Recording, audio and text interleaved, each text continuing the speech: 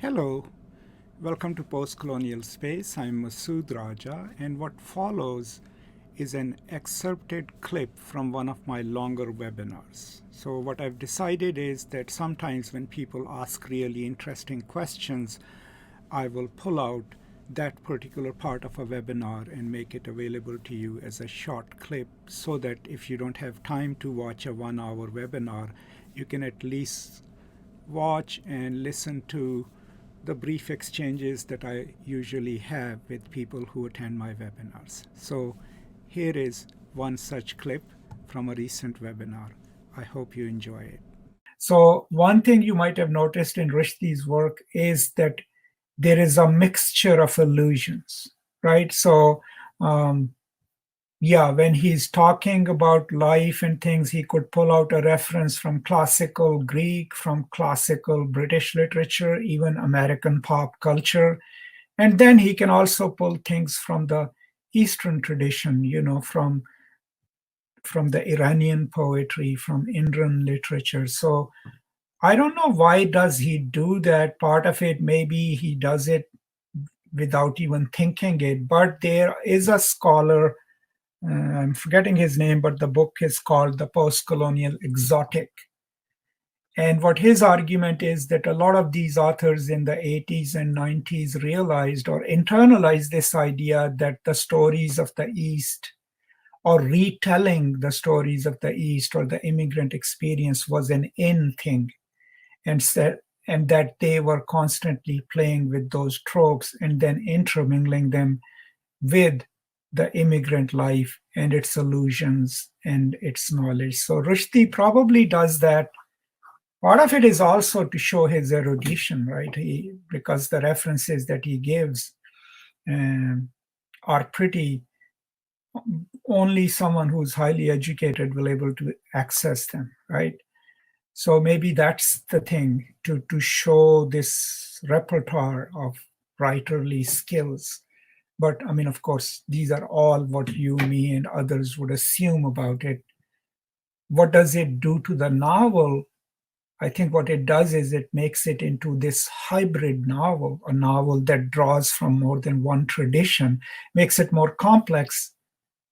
And this is a novel which is already doing that, right? It's drawing from the Islamic tradition, it is drawing from Bollywood, it is drawing from Hollywood, from English history, right? And so it shows that kind of repertoire of an author like Rushdie who can pull so many strands from so many different traditions. So maybe to show kind of his virtuosity as a writer. Bryce, if you had to break down the book's entire message into a couple of sentences, what would it be? Well, what would it be? I think it would be, what is faith? What is its other? Is it non-faith or is it doubt? And how do ideas succeed? It's the same questions that are asked throughout the novel. What kind of an idea are you? Would you compromise and die? Or would you remain uncompromising and pure and change the world, right? And also, maybe we could also say this is a novel that tells us that ideas succeed simply because the people perpetuating them are single-minded and uncompromising. That doesn't necessarily mean that their ideas are better. It's that most of the time, ideas that win out because they absolutely refuse to die or compromise. So I would say it's the novel is about, to me, it is about faith, not just spiritual faith, but faith in humanity and chances of revitalization, revival, because that's where the novel ends. So that's how I would say it. I know it's more than 2 sentences, but it's a 500-page novel. So cool. Do you think that controversial ideas succeed or they are normally buried under the uncom? That's a really good question. So you mean within the novel? So I think not the controversial ideas, but we see in the novel, unless until the end, right?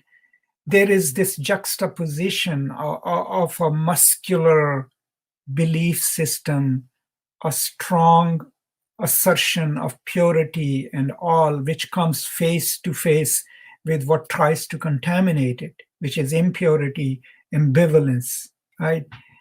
And most of the times, the big ideas like the early Islam and others, they fight through them, through their followers and their dedication. So they seem to win. But then there is also a hint in the novel that in order to alter or challenge an absolutist idea, you don't need to come up with another absolute. All you need to do is to erode that idea, is to introduce doubt into it. So in another way, doubt is the biggest threat to all absolute ideas, right? And that's why, I mean, if you think of the religious rhetoric here in the United States, even if you go to a church, like if a pastor is deeply worried that they're going to lose you or you're going to lose your faith, what do they tell you? Not to hate the people who don't believe in you. No, they would constantly train you to not trust the sources that might complicate the ideas that you have internalized. So don't watch liberal media, right? Don't hear the feminists. Don't absolutely talk to gay people. The idea is that if you came in contact with them, you will be metaphorically or literally contaminated. And where does the idea of contamination come from? Only things that consider themselves pure can be contaminated, right?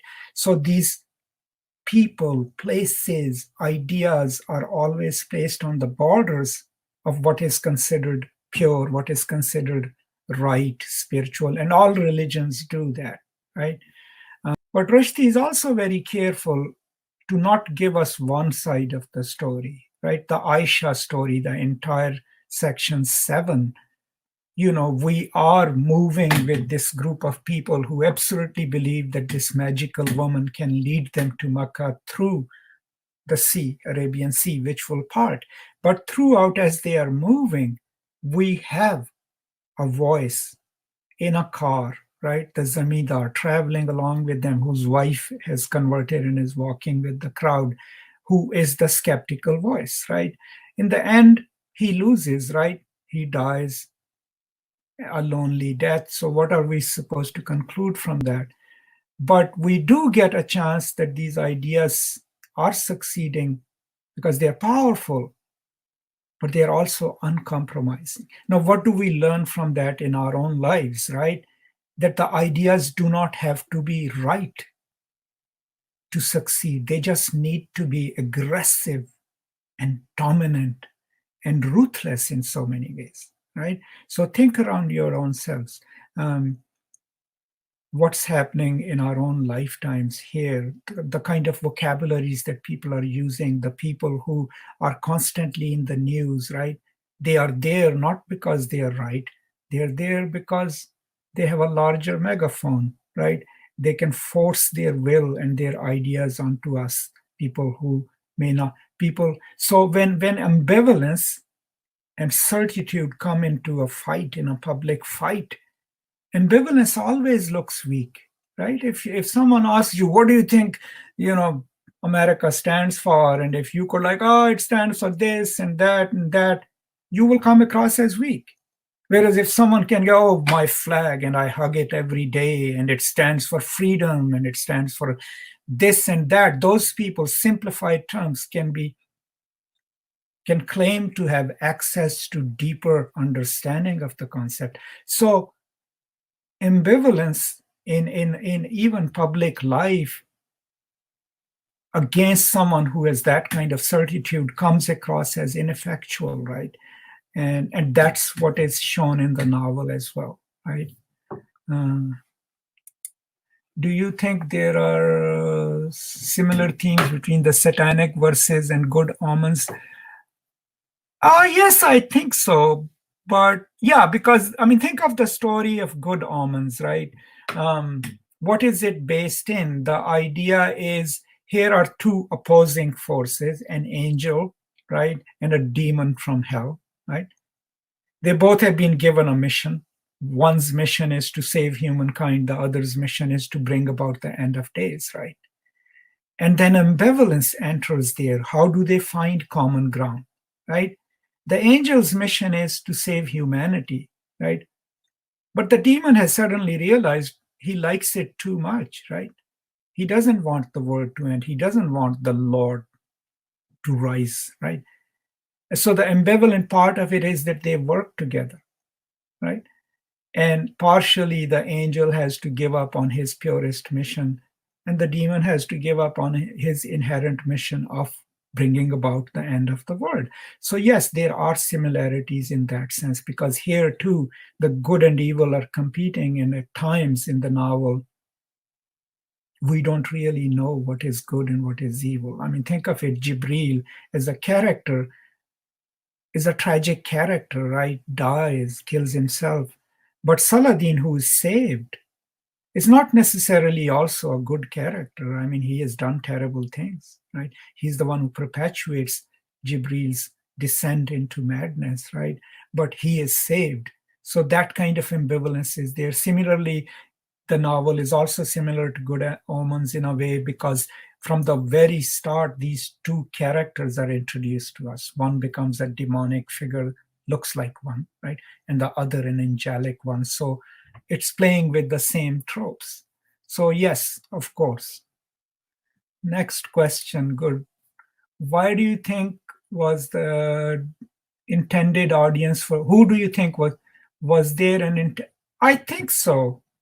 I think the intended audience for this novel was a Western reading audience, because anyone whose audience would have been Muslim readers, right, would have written something, if not necessarily completely traditional, it would have been written kind of out of love, right? And so you can't imagine a novel touching upon all the sensitive spots of a Muslim reader and then claiming that it is also addressed to a Muslim audience. Maybe not directly. No, if you want to see it as a critique of modern Islam, maybe. But then I think its primary audience was a Western reading audience, United States and English-speaking world. That's a very good question. How has the Satanic verses shaped the meaning or idea of free speech? That is like my biggest conundrum in the book that it's finished, which I have to revise and send to my publisher, where I am trying to answer this question, right? How does free speech work? And then what is our responsibility to others? Is there any limit to free speech? And if it is, what could it be, right? Is there an absolute freedom of speech, right? And then my argument there is that it's not that we need to curtail freedom of speech.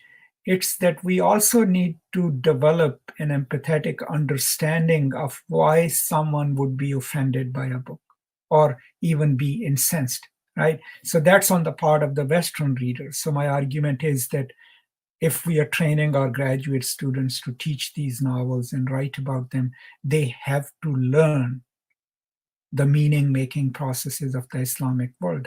How is the sacred defined? How do people experience it? How do they think about it? How do they imagine it? Because without that understanding, they will never really understand the anguish and the pain felt by Muslim readers. Now think of your own selves. Before you took this course, and if someone brought you the Satanic verses, you'll read it and you'll basically probably say, yeah, fine, man. He's an author. He has the right to make fun of whatever he wants to make fun of. Now, after this class, since you have learned a little bit of the story on the other side, maybe you will be able to understand the response coming from the Muslim readers. And I think that's the subtle difference between believing in absolute freedom of speech, but also then giving credence to someone's grievances and saying, yes, I understand that. And even though I still believe in freedom. So being in an ambivalent space then, neither this nor that, but a little bit of both. Thank you so much for watching or listening to this brief clip. If you are interested in the longer version, the link will be in the description and you can watch the whole webinar. Thank you so much for your support. And as always, if you have any questions, any concerns, you can always post them in the comments and I'll be happy to respond to them. If you have a moment and if you haven't subscribed to the channel yet, please do so now so that you get timely notifications of whatever is happening on this channel. Thank you for your support. Stay safe, and as always, from me to you, peace and love.